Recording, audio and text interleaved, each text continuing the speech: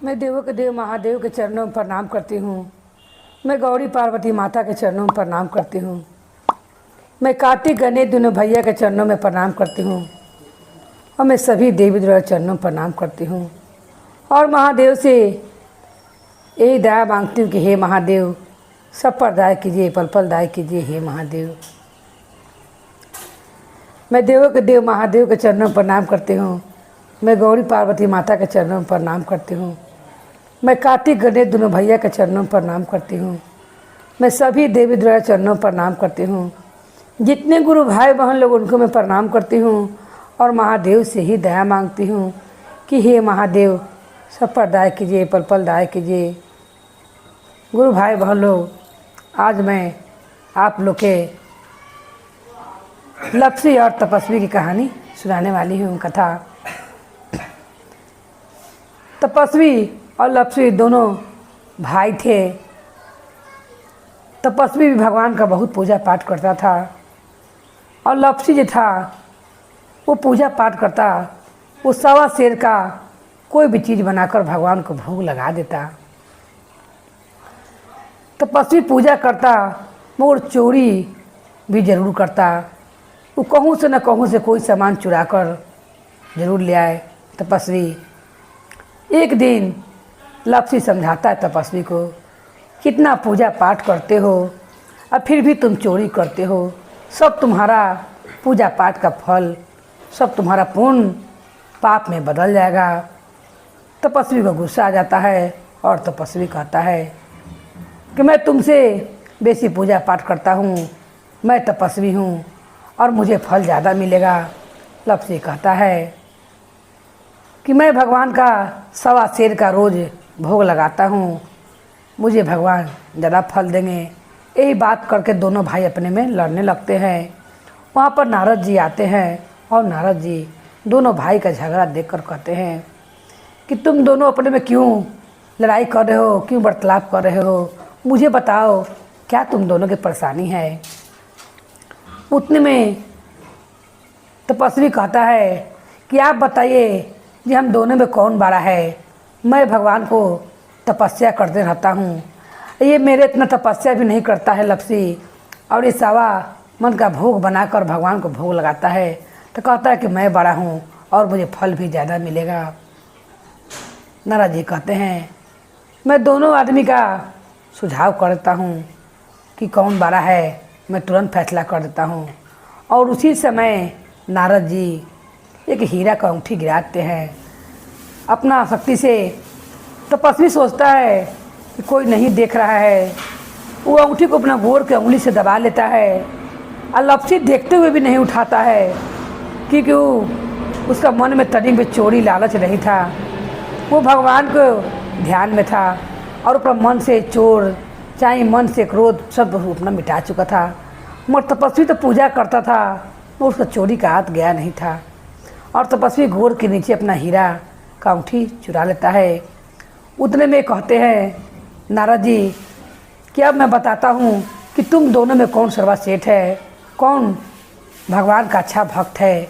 तुम्हारा नाम ही सिर्फ तपस्वी है मगर तुम्हारा काम तनिक भी निमन नहीं है। तुम चोर के चोरे ही हो। और इसका लप्सी नाम है, कोई भी सुनेगा तो कहेगा जो लबड़ सबर बतियाता है, मगर लप्सी अपना दिल हृदय से बहुत सच्चा है और भगवान के सवा शेर का भोग लगाता है, उसी से भगवान प्रसन्न हैं। तुम दिन दिन पर तपस्या करके क्या करते हो, दिन भर तपस्या करते हो, रात के जाकर चोरी करते हो। ये कौन तुम्हारा पूजा पाठ है? एक तरफ भगवान के पूजा करते हो, दूसरी तरफ तुम चोरी करते हो। तुमने जो भगवान, मैंने जो अंगूठी गिराया था, तुम तो सोच रहे हो कोई नहीं देख रहा है, मगर भगवान सब देख रहे हैं, ऊपर बैठे सब देख रहे हैं। सब महादेव देख रहे हैं और जान रहे हैं कि तुमने अंगूठी को चुरा लिया है। उतरे में कहता है तपस्वी कि आप कैसे जान गए कि मैं अंगूठी चुरा लिया हूँ। नारद जी कहते अपना पैर हटाओ और तुम्हारा जितना भी तुमने तपस्या किया है उसका कोई फल नहीं मिलेगा।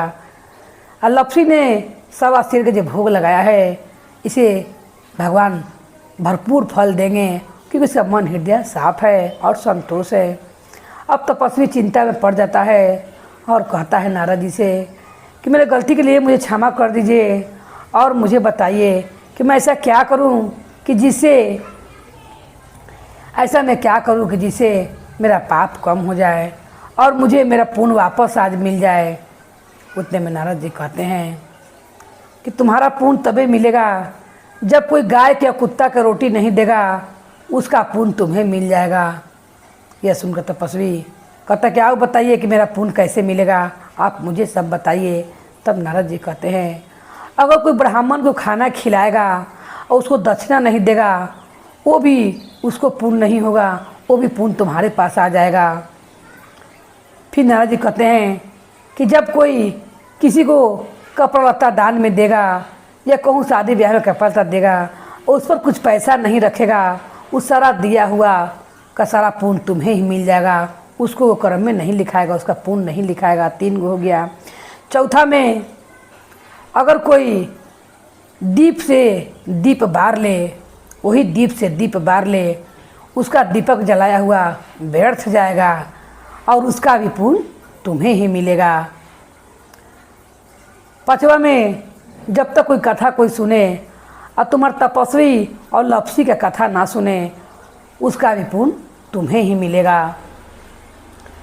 यह कहकर नारद जी वहाँ से चले जाते हैं और तपस्वी अपना पुण्य के लिए इंतज़ार करने लगता है और भगवान उन्हें कहकर वो अंतर ध्यान हो जाते हैं। और फिर दोनों भाई अपना वैसे ही तपस्वी अपना चोरी छोड़कर वहाँ सच्चे मन से पूजा पाठ करने लगता है और लप्सी तो शुरू ही से मन का सच्चा था और वो भगवान को सवा सिर का भोग लगाते रहता है। इसीलिए कहा जाता है गुरु भाई बहन लोग कि कहिए भगवान से जो भी कथा सुने वो कहें कि लप्सी का फल लप्सी के मिले और तपस्वी का फल तपस्वी के मिले। ऐसा कथा कहकर कहना सुन के कहना चाहिए, क्योंकि कथा में जब तक लप्सी अपना ध्यान करता था भगवान को, उतने में तपस्वी का मन तो चोरी पर लगा रहता था। वो ध्यान करके बैठा सही था भगवान का, मैं उसे लगता था कि कब रात होके और कब मैं चोरी करे जाऊं। तो इसीलिए कथा सुनिए तब कहिए कि लप्सी का फल लप्सी का और तपस्वी का फल तपस्वी का। और कभी भी दीप से दीप नहीं जलाना चाहिए, क्योंकि वो जो आदमी दीप बांटता है वो दूसरा कोई का पुण्य चल जाता है। और किसी ब्राह्मण को खाना खिलाएं तो बिना दक्षिणा दिए हुए ना भेजें। कभी भी किसी को कपड़ा दें उस पर बिना पैसा रखे हुए नहीं देना चाहिए, वो भी पुण्य उसी का हो जाता है। अगर दुआरी पर कुत्ता है और बगल में गाय है तो उनको अगर रोटी ज़रूर देना चाहिए। अरे तो वो दिन का भी पुण्य वो तपस्वी के हो जाता है। ऐसा गुरु बहन लोग नहीं करना चाहिए। और जैसे महादेव ने लप्सी का फल लप्सी को दिया और तपस्वी का फल तपस्वी को दिया, वैसे सब कोई को दे। बोली हर महादेव की जय, बोली पार्वती मैया भवानी की जय, भैरो भैया की जय।